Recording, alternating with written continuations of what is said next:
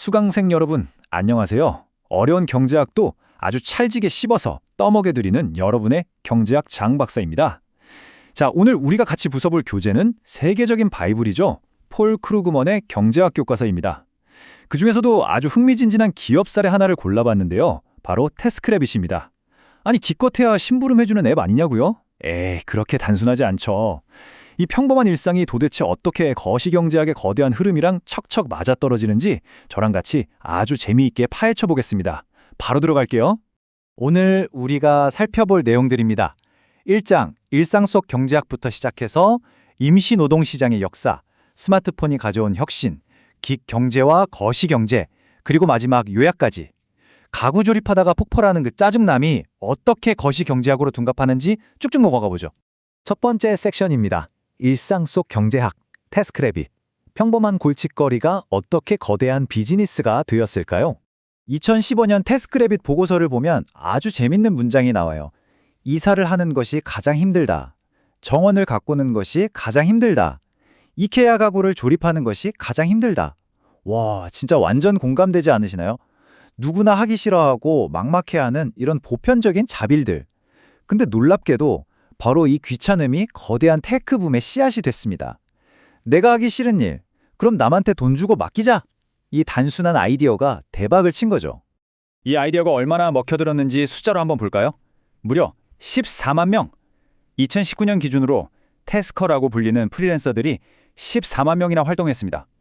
이거 웬만한 대형 스타디움을 꽉 채우고도 남는 어마어마한 인원이거든요. 게다가 미국 53개 도시는 물론이고 영국, 캐나다까지 쫙 퍼졌어요. 단순한 동네 심부름 센터 수준이 아니라 말 그대로 거대한 노동시장의 한 축으로 훌쩍 커버린 겁니다. 두 번째 섹션으로 넘어가 볼까요? 임시 노동시장의 역사입니다. 이런 일자리 매칭, 과거에는 어떻게 했을까요? 스마트폰이 없던 시절을 한번 떠올려 보세요.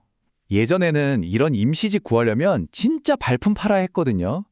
아침 일찍 새벽 공기 맞으면서 공사장 길모퉁이에 줄 서서 기다리거나 인력 공급 업체에 등록하고 전화 기다리고 종이신문 벼룩시장 뒤지면서 일일이 전화 돌려야 했죠. 시간 낭비, 체력 낭비 장난 아니었잖아요. 그런데 지금은 그냥 침대에 누워서 스마트폰 앱 켜고 터치 몇 번만 딱딱 하면 끝입니다. 그 직자랑 고용주가 진짜 일주 만에 마법처럼 연결되는 세상이 온 거죠. 이어서 세 번째 섹션, 매칭의 혁신, 스마트폰입니다. 여기서부터 슬슬 경제학적 냄새가 나기 시작합니다. 여기서 연도를 한번 유심히 봐주세요. 애플이 첫 아이폰을 세상에 딱 내놓은 게 2007년입니다. 그리고 바로 다음해인 2008년에 태스크래빗이 만들어졌어요. 우연일까요? 절대 아니죠. 조만간 모든 사람 손에 스마트폰이 들려있겠구나 하는 엄청난 통찰력이 있었던 겁니다. 처음에는 사용자들이 얼마에 하겠다고 입찰하는 경매 방식이었다가 2014년에 가서는 우버처럼 그냥 시스템에 알아서 최적의 사람을 빠르게 꽂아주는 간결한 자동 매칭 체계로 진화하게 됩니다. 이 시스템 작동 방식이 얼마나 기가 막히게 쉽냐면요. 딱 세 단계예요. 먼저 우리가 폰으로 나 이케아 침대 조립해야 돼 하고 누릅니다. 그럼 시스템이 내 위치랑 조립 스킬을 가진 근처 태스커들을 싹 매칭해줘요.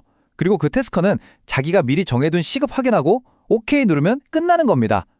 길바닥에서 덜덜 떨면 기다리던 옛날 방식이랑 비교하면 이건 뭐 혁명 그 자체죠. 시간과 비용을 말도 안 되게 아껴주는 겁니다. 일하는 사람들 입장에서도 엄청난 메리트가 있어요.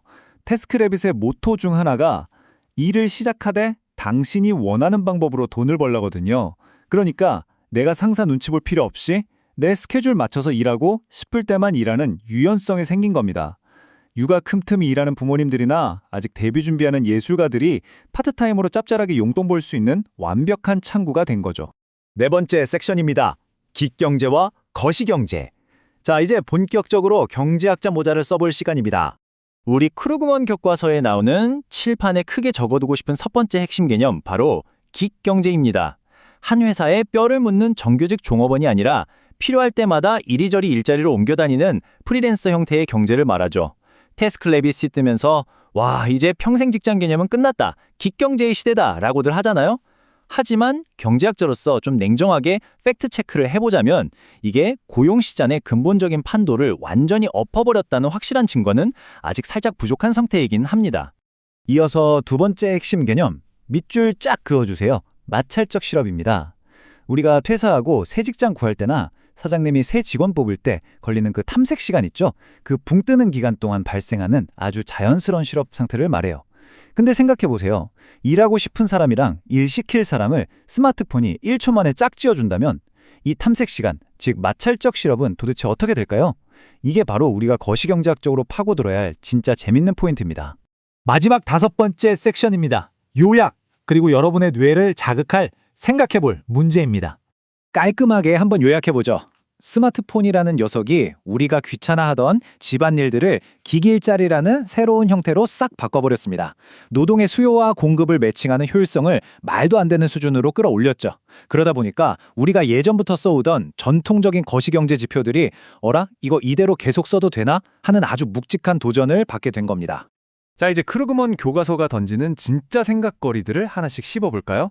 첫 번째, 만약 구직저랑 고용주가 앱을 통해서 거의 즉각적으로 서로를 찾는다면 그 이직하는 틈새의 시간, 마찰적 실업 수치는 도대체 어떻게 될까요? 당연히 팍팍 줄어들어야 정상 아닐까요? 이 부분을 한번 곰곰이 생각해 보시기 바랍니다. 두 번째 질문. 이렇게 파트타임 구하기가 동네 슈퍼 가서 아이스크림 사는 것만큼 쉬워졌잖아요. 그러면 우리가 공식적으로 통계 잡는 경제활동 인구의 전체 숫자는 어떻게 될까요? 집에서 쉬시던 은퇴자분들이나 주부님들 혹은 학생들도 버튼 한 번으로 시장에 쉽게 뛰어들 수 있다면 우리나라의 총 노동 참여율은 위로 뛸까요? 아래로 뛸까요? 마지막으로 여러분의 뒤통수를 탁 칠 만한 도발적인 질문 하나 던지고 마무리하겠습니다. 앱은 이렇게 엄청나게 많아졌는데 왜 전체 고용 데이터에서는 기경제가 세상을 바꿨다는 거대한 변화가 안 보일까요? 만약에 이 기경제라는 게 직장인들의 투잡이나 쓰리잡 같은 단순한 부업으로만 주로 쓰이고 있다면 어떨까요? 이게 그 미스터리를 푸는 완벽한 열쇠가 되지 않을까요? 여러분, 일상에서 무심코 켜는 스마트폰 앱 하나가 이렇게 거대한 거시경제학적 질문을 던지고 있습니다. 이 꿀잼 질문들 꼭 스스로 한번 파헤쳐 보시길 바라면서 지금까지 여러분의 경제학장 박사였습니다. 다음 시간에 만나요.